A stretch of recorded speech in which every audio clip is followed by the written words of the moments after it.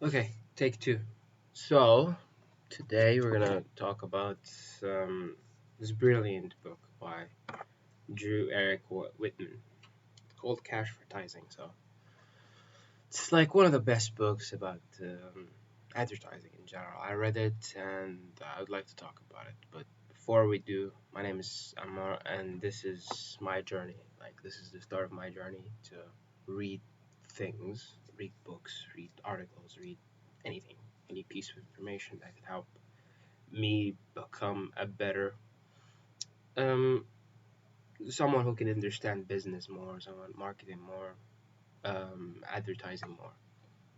And along the way, I would like to show this to myself as a way to like revise my and like my old information if I forget it, and along the way help anyone who's interested, as well as make it more digestible. Because sometimes maybe reading a book, and especially nowadays, we don't have the focus to read a book.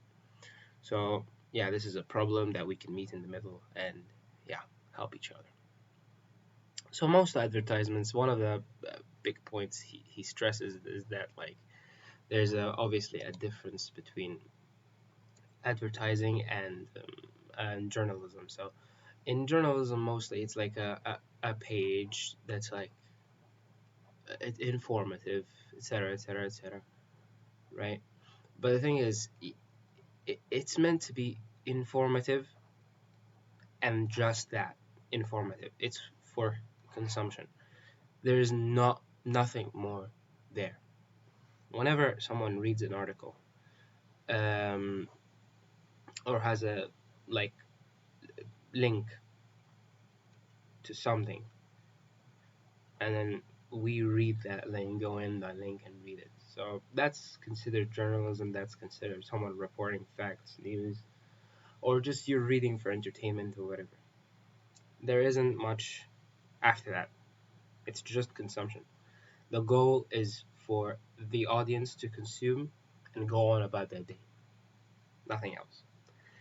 Now, advertising is similar to that. You're still reading something, but that's the thing.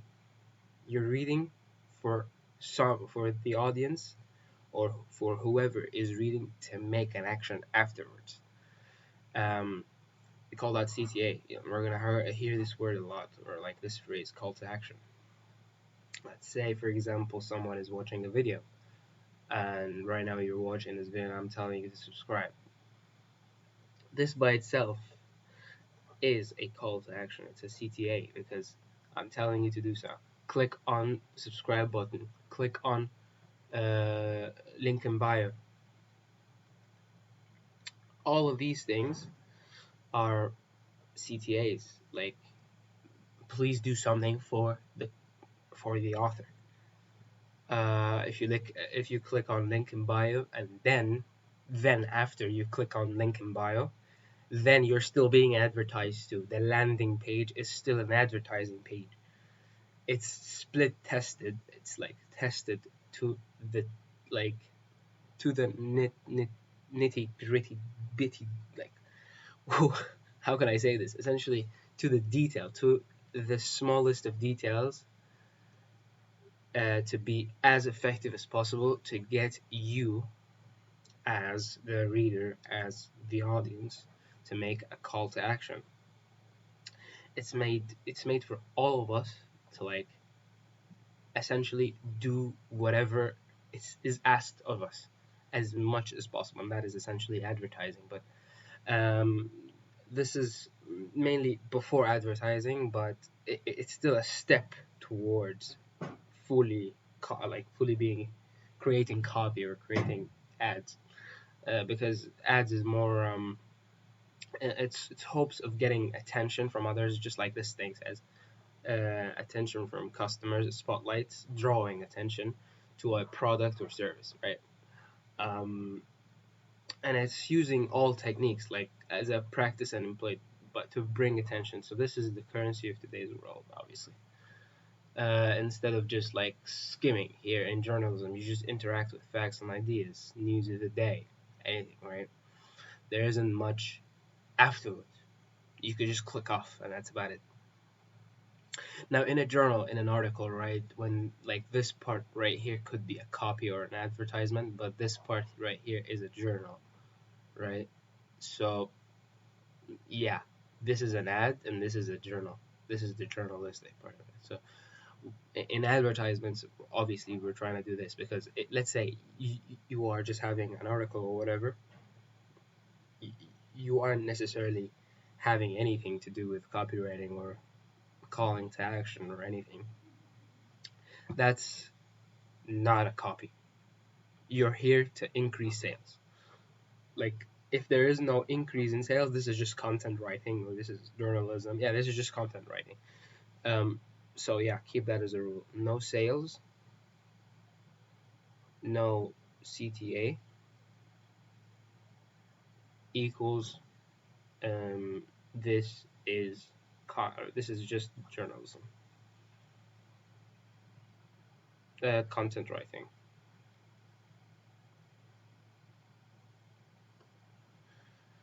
Yeah, pardon this garbage handwriting, but you get me. As long as the idea is like is the idea has been delivered, that's the most important thing. So one of like the things that Drew Whitman himself tries to um, like deliver to the readers is that a salesman isn't really trying to be friendly for the sake of it, meaning everything is engineered, right? Pay attention to this word, engineered. Like it's engineered for you to buy. Now, what does that mean? So, I put up this page of what is it? This picture of a game called Skyrim, right? But it's not really the game itself as much as it's this concept of you picking this, and then this guy has to respond to what you picked right here, right? So you let's say you pick this instead of this, right? You pick this. So he's gonna respond to this question. That's exactly what a salesman is doing, right? So you are saying, okay, I want to buy this, but I don't think I can financially afford it. He automatically has a response for that. He automatically has, or he's been trained and he harnessed his skills to make you a way out of that. He has a way to respond to it, right? I don't think I can afford this. He immediately jumps in and says, payment plan. I like this, but I don't really like the color. Oh, we have other colors, uh, like for this product. We can customize it for you, but that would cost an additional this, and which you can like also make a payment plan for the coloring of that. And that's the point. A salesman is trying to solve your problem, and that might sound nice. That sounds really friendly, isn't it? But no, it's not. No, it is, but that's the thing. There's a price to it. Like there's always, how do I say? There's always a price tag for it. He is getting paid to be nice. He's getting paid to be nice, but it sounds obviously it sounds fake. It sounds disingenuous, but it is what it is. He's trying to pursue you, but like and influence you, right? All of these things come in very well in advertisements or in sales. That's what a salesman is doing, right? He's like that's when he's dealing with a customer. He's not trying to be friendly for the sake of it. He's trying to be friendly so that this person gets exactly yes, like you read this right. He's trying to get into your pocket, and that's okay. That's what ads are doing. Like ads are meant to get into your pocket. An ad is essentially like a salesman doing his best, his absolute best for you to reach to your Visa card and Visa card and just buy. He wants you to buy it right now, as much like as fast as right now. And yes, yeah, like he wants you to make an impulsive decision, if you make an impulsive decision and buy right now, he won. He closed you, which is what we're gonna talk about in the next slide. So that's what sales is all about. You're trying to understand people's desires and use them to your advantage. This is one of the main core fundamentals of advertising, closing, sales, digital marketing, etc., etc. And you have, that's the thing. Look at it, problem solving, solution, a solution. Just like, what did I say like right beforehand, right here? He has a problem. He has a solution for anything. Did you remember? Oh, I don't. I like this product, but I don't have the money for it. Payment plan. I don't really like this color of, like, let's say it had a yellow color. It's a car. It looked goofy. Oh, we have like whatever you desire, which is a black type of this color. And he shows you a picture of it. Oh, he shows you a picture of it. You're already there. You're in his loop. You're being what? You're being influenced. It's a beautiful art, honestly.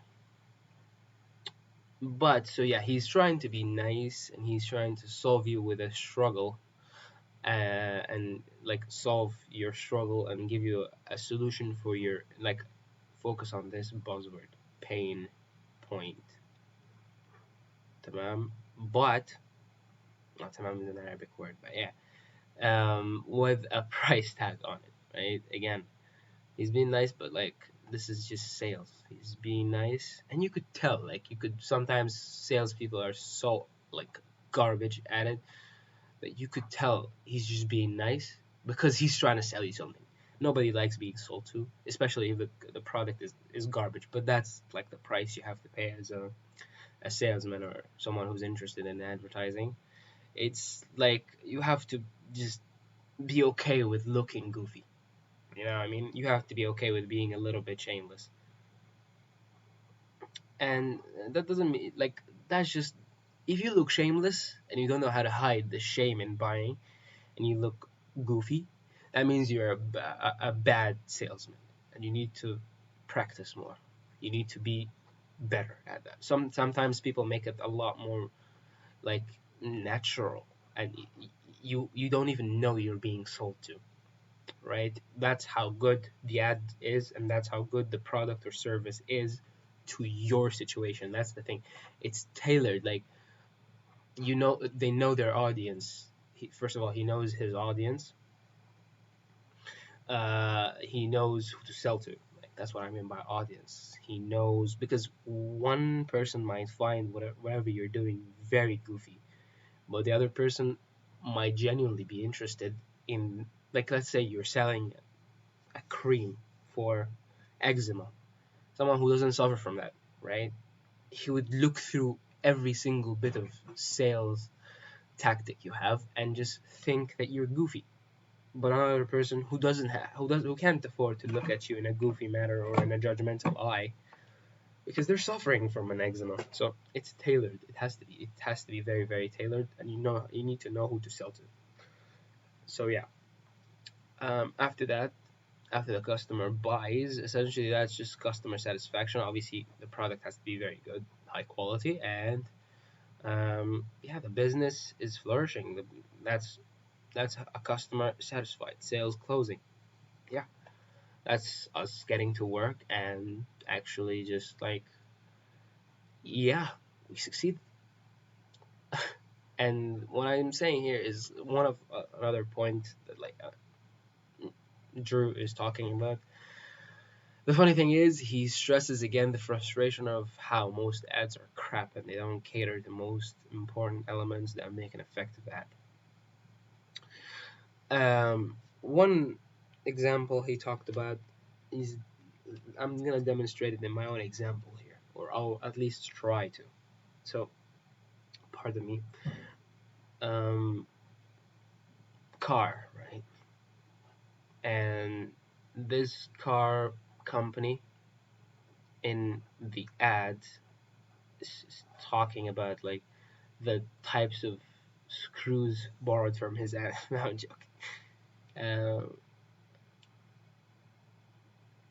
Types of screws and how high quality they are, types of steel they use to make this car, the factory itself, like, and how really high quality. No one cares about any of it. No one cares. Absolutely nobody cares about any of this because no one cares about, like, if I'm talking about this company I just mentioned out of thin air for electric cars, and we know what types of steel made into this car, what types of, and like how the engine is made, how this. No one cares. No one cares. It could have been made out of, like, plastic. No one cares. Why? Because no one knows. Okay. One rule also I know very well is this: confused people don't buy. So a person watching this, first of all, wouldn't care enough to get to the point where they are confused. But let's say they do, in that scenario where they do actually give you a bit of their attention, and then they get confused. Why are you showing me any of this? I don't know. So they won't buy anything. So how do we solve this? He's saying, okay, this is the most important part. What's in it for me? You have to think this way. You have to think, okay, this is the customer. The customer is looking at your ad. You have to think for him. How is this gonna benefit him? This customer, what's he gonna get out of it? Out of out of whatever you're selling. So before he even gets to the point where he's just gonna, I don't know, click off your ad, um, you need to make sure that he knows what's in it for him. That's the most important thing. So one of the most important things in copywriting in general. They actually show how this product will serve these people in their lives. Absolutely no one cares to think twice how refined your material is if it doesn't go back to show how it serves them in their own lives. If it doesn't go back to that, then we're screwed because you just wasted his time. Then again, obviously, people will click off in about 2 seconds or 3 seconds. Like, nowadays, our spans are too fried. Before TikTok and before all of this garbage that fried our attention spans, people still cared for like a good 10 seconds or 5 seconds. Like, and now it's getting more and more cutthroat. Now it's like 0.5 seconds, 0.6, something so minuscule, so small that you have to work with to grab their attention and show them how this product could serve them in their life. So you see how hard this is, but I think it's quite interesting, and there is like because if you grab their attention, think about the buzz you're gonna have. At least for me, anyway. I do really like the buzz that comes after that. It feels like a it feels very nice. Yeah. Anyway, so, and even if they cared, like, let's say they actually gave you the benefit of the doubt. Like, let's go back to this. I was saying, they don't really care about how refined your material is, the engine, the steel types, all that. You should show how all of these stack up together, and then give them a product like that would serve them. Like, you should show how fast this car is going to be because of this thing that, like, you're advertising. Let's say the engine is very good. The engine by itself is useless, but the engine contributes. You should show how this engine makes this product go so fast, makes this product so fast, and makes their life more fun or less inconvenient in that not point something second. Yeah, like in that 0.5 seconds, or where you have to catch their attention, or these couple of seconds you have to show them, right?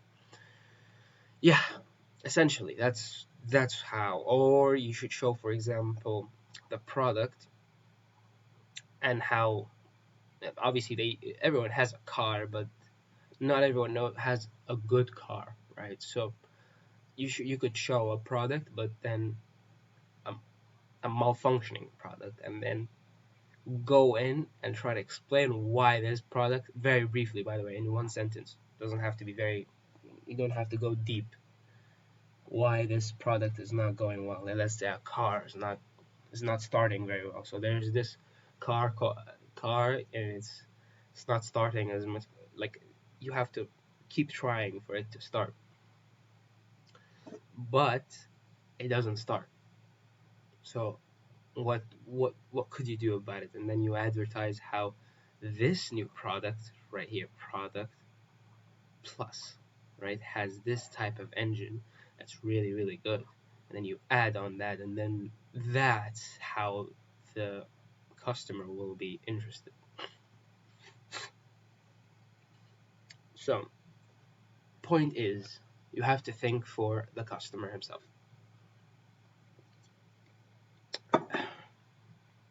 Now, this is one of the most important things.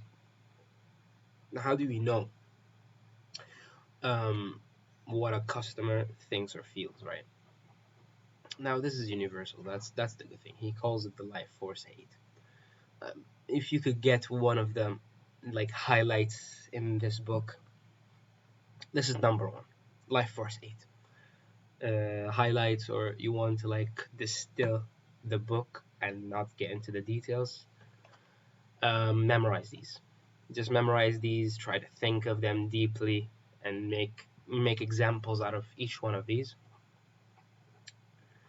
and then you would have you would get at least like this is I would say this is a good, I don't know, more than 10% of the importance of the book, more easily more than 10%. I would even go as far as to say 30% of how like of the value in the book. Yeah, the life force 8. Survival, enjoyment of life, life extension, weight loss, um, vitamins, etc. Enjoyment of food and beverages, just food in general, restaurants, fine dining, um, yeah, freedom from pain and danger. So freedom from fear, pain, and danger. So maybe like um, that's how you advertise, for example, for pharmaceutical, um, like for example, people who are going through terminal pain. You could advertise. I mean, this is horrible, obviously. Like, this is controversial, but assuming it's not for free or there isn't, it's not insured or whatever, right? But we don't have to go that far. I don't know. Where can we go? Okay, maybe a massage. A massage. You know those like garbage crap massage thingies. Um, massage like tools that could like I don't know make you feel better and like decrease discomfort. Discomfort. Sexual companionship. I think that speaks for itself. Um, like a huge market out there is talking about like sex, relationships. It's a big industry. Coaching, relationship coaching. Comfortable living conditions, like again, more like decreased discomfort. So to be superior. Now this is where it gets a bit more like after everyone secured all of these, someone gets to want to be at the top, right? To be superior. That's why people buy, for example, we could link these two together, right? Social approval, and then to be superior, we could link them together in an example. Like that's why people buy Apple, or that's why people buy expensive things, even though it doesn't make any sense that you're buying them. because people buy, they don't buy like the product itself at that point. They buy the statement that comes with it. Recently, Shannon, I think it's called Shannon Grape. Shannon, the guy in basketball, he's very popular in the world of basketball. The guy who fought with the Grizzlies. He had a very, very funny sentence. He said, "That's the difference between you and me. You have a watch on your wrist to tell time. I have a watch on my wrist to tell you how valuable my time is." And I think that's a really good quote because it's just like, yeah, just like what I said. You're buying the statement. You're not really buying the product at that point.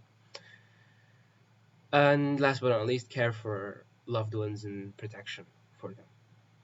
We're gonna talk about that later on, but essentially, like, you're buying, for example, baby toys or baby products, Pampers, diapers, like formula milk, toys for your kids, and like just kids entertainment. This is all under this bracket. So all you can find a multi-million-dollar industry under all of these. So these are huge markets all of us could like tap into. And what I mean by a Dan Lok reference is he says, let me type this actually down. This is a very, very good quote. He says, um, people buy with emotion and justify with logic. People buy with emotion and justify with logic. And I think it's a brilliant, brilliant quote. It's actually mentioned in this book right here. I think he got it from Drew Whitman as well. Always think this way. These are very, very important. So, my opinion about these is that like all of these are very, very broad. They need to be talked about like a bit more in detail because if you just think of these and that's it, it's a bit too vague. Yeah, like you need to be a bit more specific to know what to work with. But then again, it's better than just being shot in the dark without anything. That's what I mean by better than darkness. Yeah, anyway, so I think that wraps it for this part. I'll continue talking about this book soon, but this is part one. Thank you very much. Appreciate it a lot. If you like this content, I guess subscribe. And yeah, thanks so much.